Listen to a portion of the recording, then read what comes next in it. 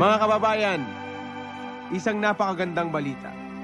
Hindi nakapagtataka na ang dalawang pangunahing gantimpala sa kagaganap na Exposición de Bellas Artes sa Madrid ay pinagwagyan ng dalawang lahok mula sa Pilipinas.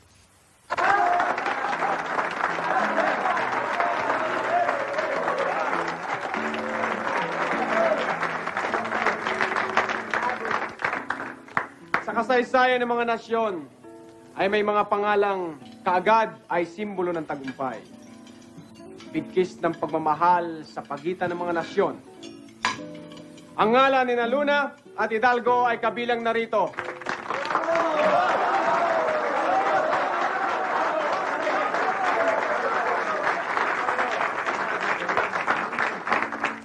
Sina Luna at Hidalgo ay parehong kaluwalhatian ng Espanya at Pilipinas. Isinilang sila sa Pilipinas, ngunit maaaring isinilang sila sa Espanya dahil ang pagiging henyo ay walang kinikilalang bansa.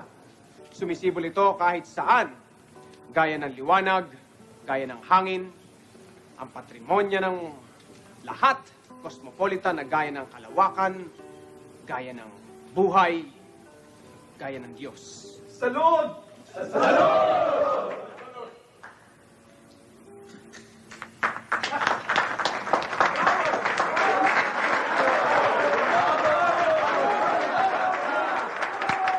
Hidalgo, nasa Paris.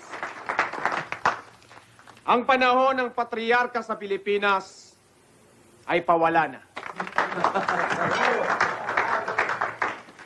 Ang mga gawain ng kanyang mahuhusay na anak ay hindi na masasayang pa sa kanyang tahanan. Ang krisalis ng silangan ay papaalis na sa kanyang kukun. Ang pagsasalo nating ito ay para sa kalusugan ng ating mga pintor. Sina Luna at Hidalgo, mga lihitimo at dalisay na kaluwalhatian ng dalawang lahi.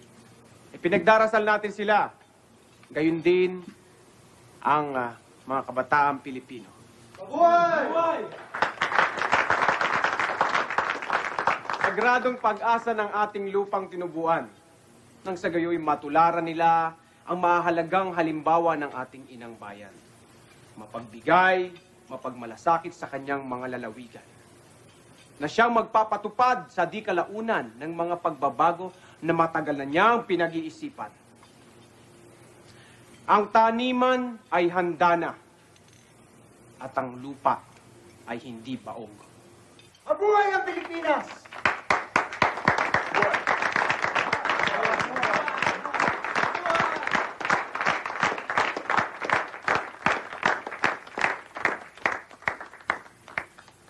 At higit sa lahat, ipinagdarasal ko ang kaligayahan ng mga magulang na hindi nakadarama ng pagmamahal ng kanilang mga anak.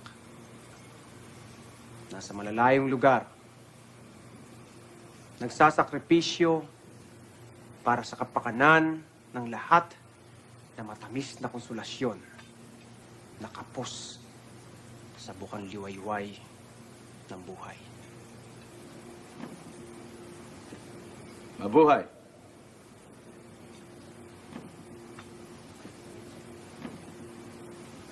Mabuhay!